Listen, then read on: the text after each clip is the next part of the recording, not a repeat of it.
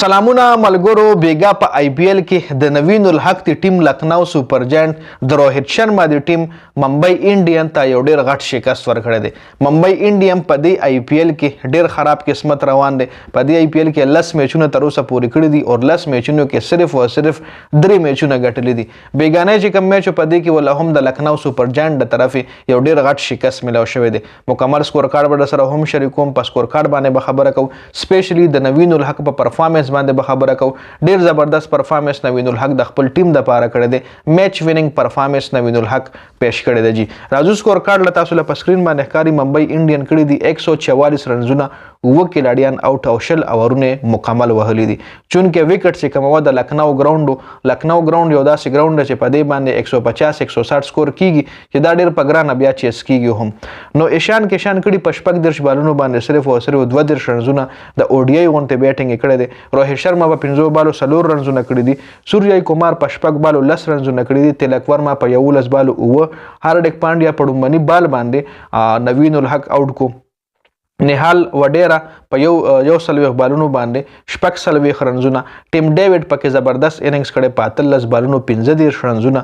نبی 2 بال 1 او کوډزه 2 بال 1 رنزونه کړي دي. اوس تاسو راشي د لکنو سپر جاینټ بالینګ وګورئ. مارکس ټراینس 3 اورونو کې نور لس یو وکټه خ بالینګ. محسن خان 4 اورونو کې شپږ درش 2 وکټي چونکه لګ ایکسپنسیو صابر شیخ وکټي 2 دي. نوین الحق وګورئ جی 4 اورونو کړي دي 15 رنزونه ور کړي دي او صرف یو وکټ پکې اشتلې 4 اورونو کې 15 رنزونه اور یو وکټ خ بالینګ زبردست اکانومي سره بالینګ کړی دی. مینک یادو چې کوم دی فاست بالر دی او سپیډ واسره ډیر زیات 156 155 کې بالینګ کوي. 3 اورونه کړی دی او یو درش رنزونه ور کړی او یو وکټ اشتلې د ایکسپنسیو صابر شوی دی. راوی بشنوي 4 اورونو کې 28 یو وکټه.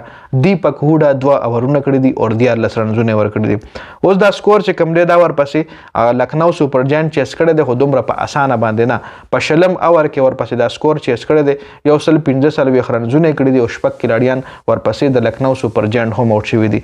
کے ایل راهول د دوی کپتان دی په 22 بالو 28 رنزونه. ارشن کولکار یو بال 0 رنز کړي دي.